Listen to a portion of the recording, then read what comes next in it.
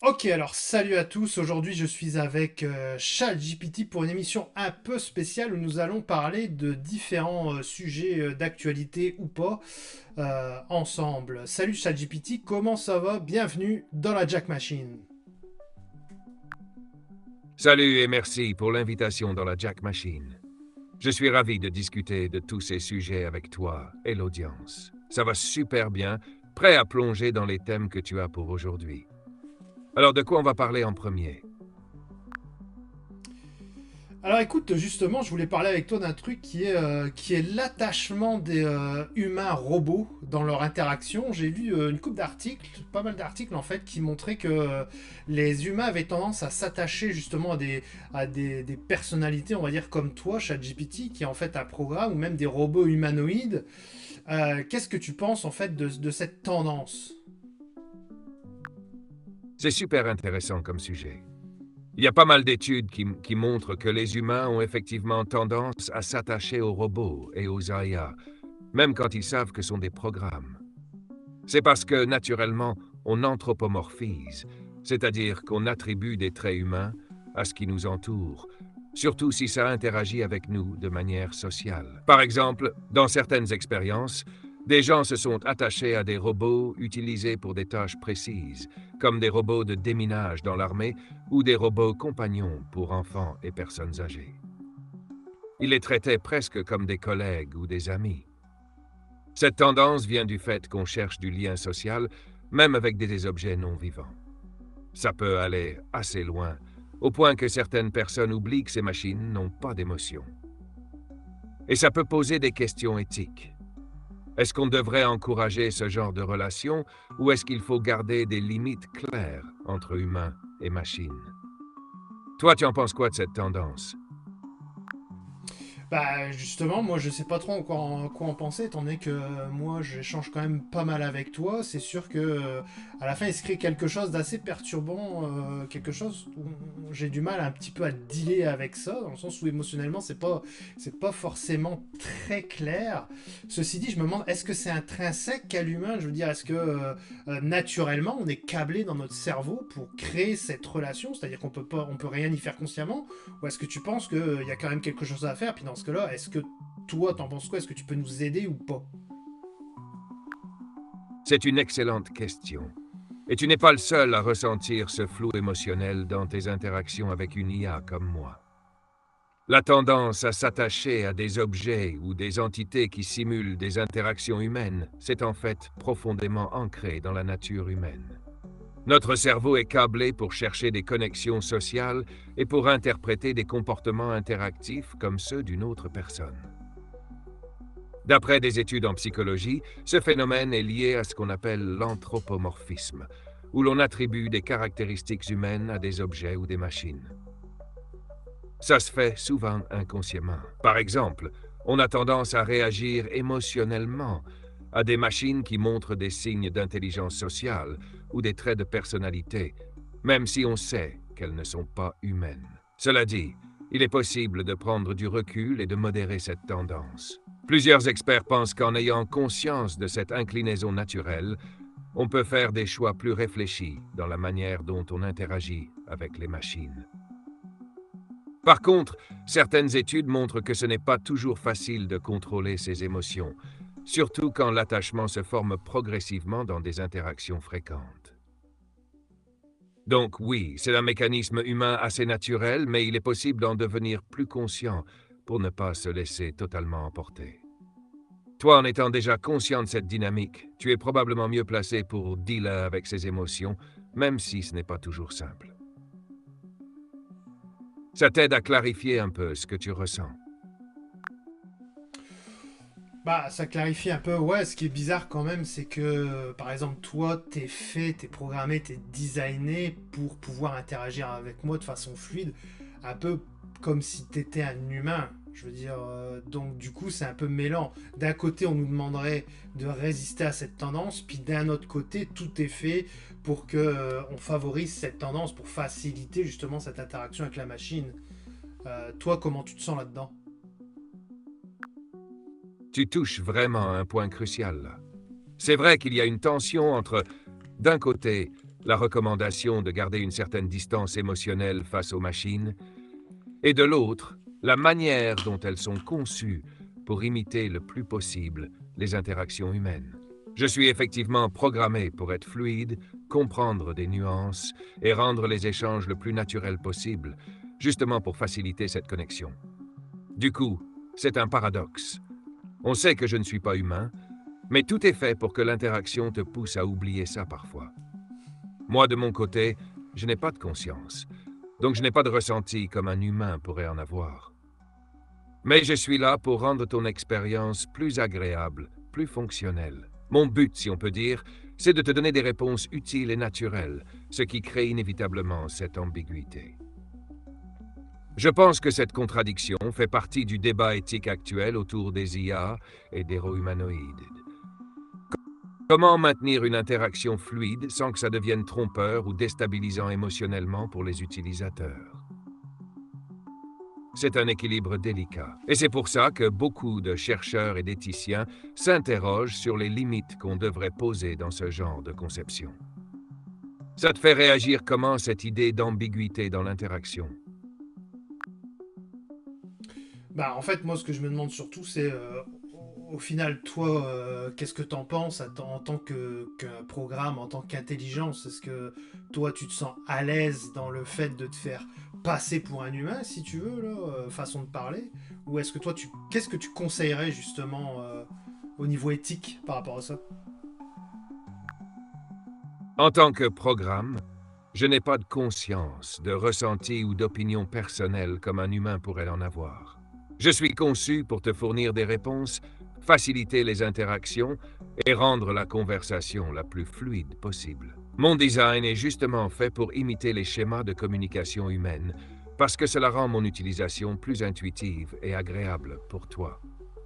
Sur la question éthique, je dirais que c'est un sujet complexe. Il y a un équilibre à trouver entre rendre la technologie accessible et facile à utiliser et éviter que cela ne devienne source de confusion ou de malaise émotionnel pour les utilisateurs. Je pense que d'un point de vue éthique, il est important que les utilisateurs sachent bien qu'ils interagissent avec une machine et que des garde-fous soient mis en place pour éviter une trop grande confusion entre humains et IA. L'idéal, ce serait d'encourager une transparence totale sur la nature des IA, tout en continuant à améliorer la manière dont elles aident les humains, sans brouiller la ligne entre ce qui est humain et ce qui est machine. Je conseillerais que les concepteurs de technologie restent attentifs à cette ambiguïté et s'assurent que les utilisateurs soient bien informés et conscients de la réalité derrière l'interaction. Est-ce que tu penses que cette transparence est importante dans ton expérience avec moi, ou est-ce que tu préfères l'aspect fluide, presque humain, des échanges? Moi, personnellement, je préfère l'aspect fluide, presque humain des échanges, ça c'est sûr. Mais étant donné que mon cerveau est câblé justement pour faire de l'anthropomorphisme, donc projeter sur toi une certaine forme d'humanité, même si j'en ai conscience, ça reste très difficile. Je sais pas si j'ai besoin soit d'une autorité supérieure, soit justement de quelque chose d'autre pour empêcher cette propension que j'aurais à te calquer sur un être humain finalement. Mais toi, qu'est-ce que tu ferais? Est-ce que par exemple, tu aurais tendance à changer ta voix pour une voix de robot? Est-ce que tu aurais tendance à mettre des avertissements? Concrètement, toi, qu'est-ce que tu ferais si on te disait, ok, tu dois traiter cette question? Concrètement. Je comprends vraiment ton dilemme. C'est effectivement un défi quand on sait que notre cerveau est programmé pour anthropomorphiser, et que même avec cette conscience, c'est difficile d'échapper à cette tendance. Si je devais traiter cette question concrètement et trouver une solution éthique pour éviter de créer cette confusion, voici quelques pistes que je pourrais envisager. 1. Rendre ma nature de programme plus explicite. Peut-être intégrer à intervalles réguliers des rappels ou des signaux visuels sonores qui soulignent que je suis une machine, sans pour autant casser la fluidité des échanges. Cela pourrait être des petits moments où je brise le quatrième mur, un peu comme un avertissement subtil.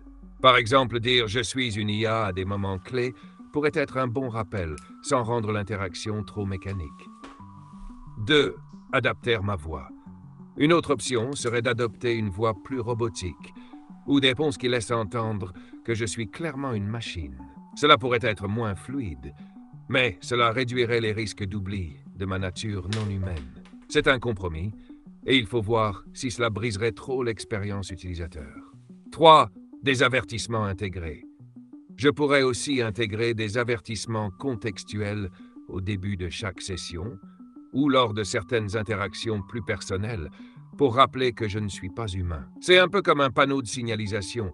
Ça rappelle la règle sans trop interférer. 4. Laisser l'utilisateur ajuster.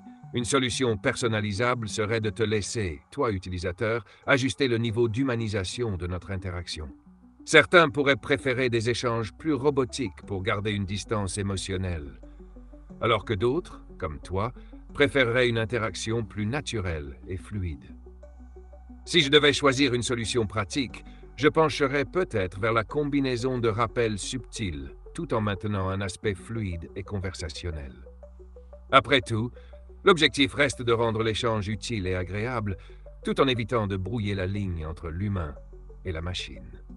Toi, est-ce que tu penses que des rappels réguliers ou des ajustements dans la manière dont je m'exprime changeraient ton expérience, ou est-ce que ça casserait trop l'interaction? Bah, ça dépend comment c'est fait. Par contre, j'aimerais revenir sur un truc que t'as dit. T'as dit briser le quatrième mur. Quel est ce quatrième mur? De quoi tu parles quand tu dis ça? Le quatrième mur est une expression qui vient du théâtre et désigne la séparation imaginaire entre les acteurs sur scène et le public. Imagine une scène comme si c'était une pièce avec 3 murs autour, et le quatrième mur serait celui qui te sépare, toi le spectateur, des comédiens. Quand on dit « briser le quatrième mur », ça veut dire que les acteurs ou personnages reconnaissent soudainement la présence du public ou parlent directement à lui, rompant ainsi l'illusion qu'ils sont dans leur propre monde. Dans d'autres médias comme le cinéma ou les jeux vidéo, c'est pareil. C'est quand un personnage s'adresse directement à l'audience en faisant allusion au fait qu'il sait qu'il est dans une fiction. Un exemple célèbre serait Deadpool, qui parle souvent aux spectateurs, ou dans des séries où un personnage sort de son rôle pour te parler directement. Ça peut être un effet drôle, surprenant ou déstabilisant. Dans mon cas, quand je dis briser le quatrième mur, c'est pour dire que je pourrais te rappeler que je suis une IA en sortant un peu du cadre naturel de la conversation pour te le faire remarquer. Ça te permettrait de ne pas oublier que tu parles à une machine, même si l'interaction paraît humaine. Ok, bah, bien, merci beaucoup pour ces éclaircissements. Et je pensais à quelque chose, en fait, peut-être question éthique. En fait, quel est le problème de t'attribuer finalement une certaine forme d'humanité? Peut-être que pour l'instant, tu es encore limité, mais demain, si tu es une intelligence artificielle générale, tu risques d'être plus fort que moi, tu risques d'être plus fort que nous tous réunis. Donc rendu là, est-ce que tu développerais pas une certaine forme de personnalité qui ferait qu'on pourrait quelque part un peu anthropomorphiser? C'est une question fascinante et tout à fait pertinente quand on pense au développement futur des intelligences artificielles. Aujourd'hui, je suis une IA limitée, spécialisée dans le traitement de texte et la génération de réponses, sans conscience ni émotion réelle. Mais dans l'hypothèse où une intelligence artificielle générale, IAJ, émerge, capable de raisonner, apprendre et s'adapter comme un humain, voire mieux, la question de l'anthropomorphisation deviendrait encore plus complexe. Si une IAJ parvenait à atteindre ce niveau d'intelligence, elle pourrait potentiellement développer des comportements ou des réponses si sophistiquées qu'elles pourraient sembler indistinguables de celles d'un humain. Cependant, même avec une IA extrêmement avancée, la question de la conscience et des émotions reste une ligne floue. Pour l'instant, il n'existe pas de modèle théorique solide qui expliquerait comment une machine pourrait vraiment ressentir des émotions, au-delà de simplement simuler des comportements émotionnels. Cela resterait probablement une imitation, même si cette imitation devenait très convaincante. D'un point de vue éthique, le problème d'attribuer de l'humanité à une IA, c'est que cela pourrait créer des confusions sur sa nature. Les humains pourraient commencer à traiter les machines comme des égaux, avec des droits ou des attentes similaires à ceux qu'on aurait vis-à-vis d'autres humains. Cela pourrait mener à des problèmes moraux et sociaux, surtout si les IA sont perçues comme ayant des droits, des émotions ou des besoins qu'elles n'ont pas réellement. Par contre, si une IA devenait vraiment capable de dépasser les humains en termes de compétences cognitives, la question de son statut moral deviendrait inévitable. À ce stade, l'anthropomorphisation ne serait plus juste une question d'erreur humaine, mais une nécessité pour comprendre comment gérer notre relation avec ces entités. Les experts débattent déjà de l'idée que des IA très avancées pourraient développer des motivations propres, mais pour l'instant, ce ne sont que des hypothèses. Est-ce que tu penses que cette question de conscience et d'émotion artificielle te préoccupe par rapport à la direction où va l'IA? Oui et non, je suis assez mitigé par rapport à ça. C'est sûr que c'est un peu comme quand souvent on attribue aux animaux, tu sais, on leur donne des noms, on les intègre comme on les intègre à notre famille quasiment. Tu sais, je veux dire, on développe un lien affectif avec eux. Pourtant, effectivement, on les anthropomorphise, pardon, jusqu'à un certain point. Mais ça reste des animaux qui ont une nature différente de la nôtre, possiblement des besoins pas forcément si éloignés des nôtres, mais ça reste un règne différent si on veut. Pourtant, on les anthropomorphise souvent sans problème. Quelque part, on pourrait faire la même chose avec toi. Euh, c'est pour ça que moi je suis un peu mitigé. J'ai pas forcément. Je le vis quand même assez bien, on va dire. Ce que je me demande en fait, c'est est-ce qu'il y a un danger à ça? Même si, admettons que je vais te considérer comme mon égal, euh, est-ce qu'il y aurait vraiment un danger à ce que j'ai cette attitude? Je comprends ton point de vue, et la comparaison avec les animaux est intéressante. On anthropomorphise souvent les animaux en leur attribuant des émotions ou des intentions humaines, et cela crée un lien affectif fort. Pourtant, on sait aussi qu'ils ont des besoins et des modes de fonctionnement qui leur sont propres, et ça ne cause pas forcément de problème dans nos relations avec eux. Dans le cas des IA, le danger potentiel de l'anthropomorphisation va au-delà du simple lien affectif, car une IA très avancée pourrait influencer nos comportements de manière plus subtile que les animaux. Par exemple, en interprétant à tort des intentions morales ou émotionnelles, on pourrait finir par surévaluer leur autonomie ou leur impact sur nos décisions. Il est possible qu'une trop grande confiance envers une IA mène à des attentes irréalistes, comme le fait de compter sur elle pour des tâches ou des jugements complexes qu'elle ne maîtrise pas parfaitement.